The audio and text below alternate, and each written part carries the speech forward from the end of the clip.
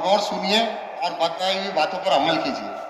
Karate साहब कि आप लोगों को नीचे नहीं उतरना है, मतलब नहीं उतरना है। और आपकी पूरी सोसाइटी इन्फेक्टेड हो चुकी है। आपका कोई भी बंदा मुमरा में आया तो उसके ऊपर है ना कि एपिडेमिक एक्ट इसके तहत गुना दाखिल किया जाएगा। क्या तलक कि आपके किसी बंदे ने यह भी बोला था कि सोसाइटी का गेट लॉक तोड़ देंगे, ऐसा नहीं चलेगा। क्योंकि वो जो लॉक किया है वो हेल्थ डिपार्टमेंट ने किया है। आप लोगों को पता है कि ये बिल्डिंग इफेक्टेड होने के बावजूद आपने मतलब कि आपके बिल्डिंग के लोग भी है ना कि यहाँ पे मतलब नीचे उतरने के लिए डर रहे, लेकिन फिर भी पुलिस वाला होके मुझे पता है कि यहाँ पे पॉजिटिव पेशेंट था, फिर भी मैं यहाँ पे आया हूँ। डॉक्टर लोग आए हैं, टीएमसी के लोग आए हैं, हम हमारी जान हथेली पे लेके यहाँ पे घूमते हैं, आपके लिए घूमते हैं, आप लोगों को हाथ जोड़ के और डंडा उठा के सब चीजों की तरफ से है ना कि हमने मतलब कि समझाने की कोशिश की, लेकिन ऐसा लग रहा है कि आप लोग समझ के बाहर हो। पिछले 4 या 5 दिनों से मैं बहुत कोशिश कर रहा हूं कि लोगों को समझाऊं, इसलिए मैं हर सोसाइटी में, हर मस्जिद में जाता हूं, वहां से ऐलान करता हूं, फिर भी जब रास्ते पे फिर दूसरे दिन निकलता हूं तो लगता है कि लोगों के समझ में ये सब सारी चीजें नहीं आएंगी। आपको एक बात बता दूं, ये कोरोना वायरस का सबसे बड़ा खामियाजा मुमरा पे भुगता है।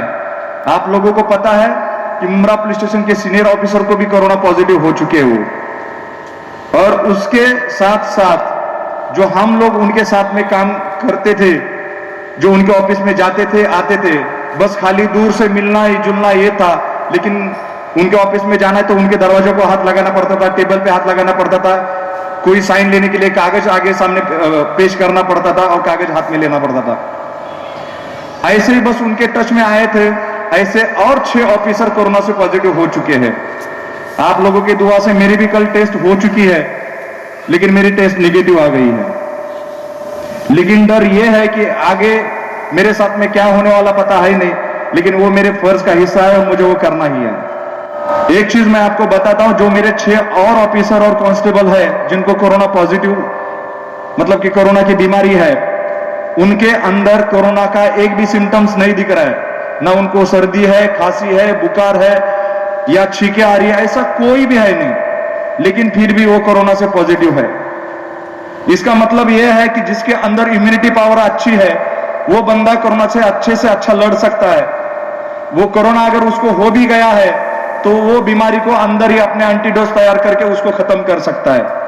लेकिन इसका खामियाजा उसके परिवार को भुगतना पड़ता है, उसके जो बड़े बुजुर्ग माँ बाप है उनको भुगतना पड़ता है, जो उनके घर में छोटे छोटे बच्चे हैं उनको भुगतना पड़ता है, उनके घर में जो उनकी बीवियां है उनको भुगतना पड़ता है। क्योंकि छोटे बच्चों की इम्यूनिटी पावर कम होती है, बड़े बुजुर्ग की इम्यूनिटी पावर कम होती है, मेरे माँ बहनें जो डिलीवरी होती है बहुत सारी चीजें उनके साथ में होती है, वैसे भी उनकी इम्यूनिटी पावर कम होती है। तो इस वजह से जो औरतें हैं, बड़े बुजुर्ग हैं, जो बच्चे हैं, इनको ये कोरोना की बीमारियां ना फटक से पकड़ लेती है। जो भी यहां से है ना कि नौजवान बाहर निकलते, हजरत बाहर निकलते, उनको मैं हाथ जोड़ के विनती करता हूं, अगर आपको कोरोना की बीमारी हो भी गई तो शायद आप उसमें से बाहर निकलेंगे, लेकिन ये बीमारी अगर आपके जरिए से आपके दहलीज तक पहुंच गई तो आप अपने माँ बाप को मौत का गिफ्ट, अपने बीवी बच्चों को मौत का गिफ्ट देके जाओगे। क्योंकि इससे लड़ना बहुत मुश्किल हो चुका है। आप लोगों को पता है कि इससे पहले जो भी बीमारी थी उसकी मतलब दवाएं है, लेकिन कोरोना का इलाज जरा भी है नहीं है। इसकी मौत इतनी भयान मौत है कि आप लोग यहाँ पे सब शायद इस्लाम धर्म से है, मैं किसी मजहब से वास्ता नहीं रखता हूं, लेकिन मैं जरा थोड़ा इस्लाम के ऊपर गौर करना चाहूंगा। आप लोग इस्लाम में हो, मुसलमान बन के पैदा हुए हो, तो अपनी जिंदगी भी कुरान शरीफ जैसी पाक होनी चाहिए और हमारी मौत भी कुरान शरीफ जैसी पाक होनी चाहिए। और एक याद रख लेना कि जिसके मौत में अगर जनाजा ना हो, जिसके मौत में गुस्ल ना हो, उसको कभी अल्लाह ताला जन्नत नसीब नहीं करता। अगर आपको वो जन्नत चाहिए तो अल्लाह का फरमान इससे पहले जो कुरान शरीफ में लिखा है वही मैं बात बताता हूं। अगर ऐसा कोई कयामत का दिन आता है तो अल्लाह ताला ने आपको एक बात बोली है कि ऐसा कयामत का दिन आता है तो आपको आपके घर के अंदर रहना है, आपके दहलीज के अंदर रहना है, आपको घर छोड़ के बाहर निकलने की भी जरूरत नहीं। यहां तक कि आपको नमाज के लिए मस्जिदों में जाने की भी जरूरत नहीं, नमाज आपको अपने घर से अदा करनी है, क्योंकि अल्लाह ताला ये भी चाहते हैं कि आपका घर मस्जिद की तरह पाक हो जाए, आप आपके घर में ही नमाज पढ़े। इसलिए अगले 7, 8, 10 दिन, अगले 10 दिन में शायद रमजान का पाक महीना आने वाला है। अगर आप अभी सुधरे नहीं तो याद रख लेना, ये आपकी जिंदगी का काला रमजान रहेगा। बहुत सोच समझ के मैं बोल रहा हूं। अभी तक आपने रमजान बिना मस्जिद में जाए हुए कभी रमजान में बिना मस्जिद में जाए कोई रमजान गया है आपका? नहीं। तो मैं भी ये चाहता हूं कि ये साल का भी रमजान ऐसा हो कि अगले 10 दिन में आप, ये अगर हालात ठीक हुए, यहाँ पे कोरोना का एक भी पॉजिटिव पेशेंट ना मिले, तो सरकार इसके ऊपर सोचेगी, आपकी रमजान इतनी अच्छी जाएगी जो पहले साल थी, उससे पहले साल थी, वैसी ही रमजान जाएगी। तो रमजान के लिए और एक चीज, ये बोलने के लिए बहुत आसान है कि घर से बाहर ना निकलो, रास्तों पे ना निकलो, लेकिन पेट की भूख बहुत बड़ी होती है, ये भी मुझे पता है। इसलिए मैं आपको एक दरख्वास्त करता हूं, रमजान में हर मुसलमान का फर्ज होता है कि जैसे समझो कि जो भी हम साल में कमाते हैं उसका कुछ हिस्सा ज़कात के तौर पे, सदके के तौर पे हम बाहर निकालते हैं और घरों में बांटते हैं। मैं आपसे विनती करता हूं कि अगले 3 साल का जो भी ज़कात रहेगा वो ज़कात इसी साल निकालो और वो गरीबों में बांटो, ताकि उनकी पेट की भूख है ना शांत हो जाए। वो पेट की भूख की वजह से लोग बाहर रास्ते पे निकल रहे, उन तक आपकी मदद पहुंच जाए, ताकि आपका रमजान भले मस्जिदों में जाके ना गुजर जाए, लेकिन फिर भी आपको उसका जो आश्रय है वो अल्लाह ताला जरूर देगा। इसलिए मैं आप सब लोगों से दरख्वास्त करता हूं कि आप प्लीज जो सोसाइटी के मेंबर है उनका सुने। जो वार्ड ऑफिसर कल आने वाले हैं वो डिक्लेयर करेंगे कि आपको कितना वक्त देना है, जो भी आपकी जरूरत की चीजें हैं वो फोन नंबर के जरिए से है ना आपको ऑर्डर करनी है। वो सामान, साजो सामान, वो वार्ड ऑफिसर भी आपके बिल्डिंग के अंदर नहीं आएंगे, सामान बस बाहर से गेट के अंदर आएगा, वो सामान आपको लेना है। वैसे आपके सोसाइटी के मेंबर ने वो भी जिम्मेदारी ली है कि जिसको भी कुछ जरूरत रहेगी यहाँ पे मतलब गेट पे लिखी जाएगी और वो जरूरत का सामान गेट के अंदर ही आएगा, लेकिन गेट नहीं खुलेगा। आप लोगों को बता दूं कि कोरोना का सबसे बड़ा खामियाजा ये मुमरा पुलिस स्टेशन ने भुगता है, आपको मैं पहले ही बोल दिया है। ऐसी हालात यहाँ के ना हो जाए, इसलिए आप प्लीज घर से बाहर ना निकले। ये मुमरा पुलिस स्टेशन अभी तक 90% क्वारंटाइन हो चुका है।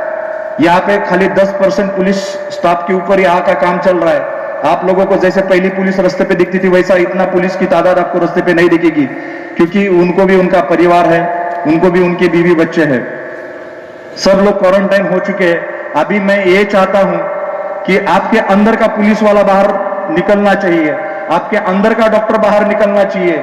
ऐसे अगर हालात रहे तो आपकी हिफाजती के लिए जो पुलिस वाले बाहर खड़े हैं ना, वो एक भी नहीं बचेगा।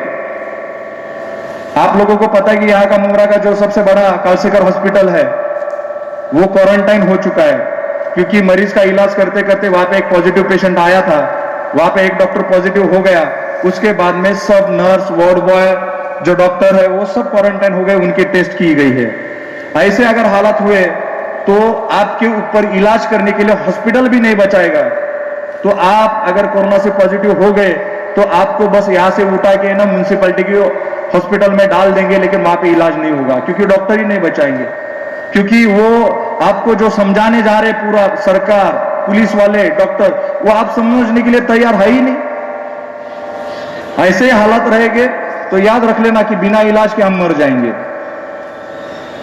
इसलिए मैं आपको दरख्वास्त करता हूं कि आपके जो सोसाइटी के मेंबर है उनको साथ सहयोग करें। अगले 14 दिन आपके लिए बहुत मतलब कठिन है, फिर भी आपको उसके ऊपर मात करनी है और ये ख्याल रखना है कि इसके आगे यहाँ पे कोई भी कोरोना से पॉजिटिव ना निकले।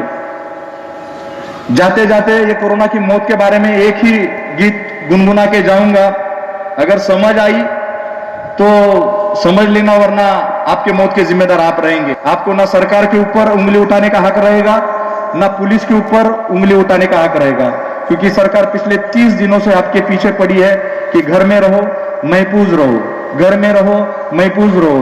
30 दिन से लॉकडाउन के अंदर रखा है उन्होंने जितना भी ये करना था वो कर लिया है, लेकिन अगर आप नहीं समझ रहे तो फिर इसके लिए आप ही जिम्मेदार रहेंगे, आपके मौत के जिम्मेदार बस खाली आप ही रहेंगे। जिंदगी मौत ना बन जाए, संभालो यारो, जिंदगी मौत ना बन जाए, संभालो यारो, खो रहा चैनो अमन, मुश्किलों में है वतन, खो रहा चैनो अमन, मुश्किलों में है वतन, सरफरोशी की शमा दिल में जला लो यारो, जिंदगी मौत ना बन जाए, संभालो यारो, जिंदगी मौत ना बन जाए, संभालो यारो। ये जो करड़े साहब आपके साथ में ये जो मूंग की दिल की तरह पिछले 10 मिनट से बात कर रहा है, ये वाले 10 मिनट थे, लेकिन कायदा अगर किसी ने हाथ में लिया तो पत्थर दिल वाला करड़े साहब कल से आपके गेट के अंदर आएगा और सख्त से सख्त कार्रवाई की जाएगी। इसका ध्यान पूरे सोसाइटी के मेंबर लोगों को रखना है। प्लीज फिर से एक बार हाथ जोड़ के विनती करता हूं, डंडे उठा के देख लिया लेकिन कोई सुन नहीं रहा, फिर से एक बार हाथ जोड़ के आपसे विनती करता हूं कि प्लीज आपके घर से बाहर ना निकले, आपके दहलीज के अंदर रहे, महफूज रहे। सोसाइटी के जो भी हजरात मेंबर है उनको कोऑपरेट करे और अगले 14 दिन अपने बीवी बच्चों के साथ में, अपने बड़े बुजुर्ग के साथ में, उनकी सेवा में और कुरान पाक पढ़ते हुए 14 दिन अच्छे से निकाले।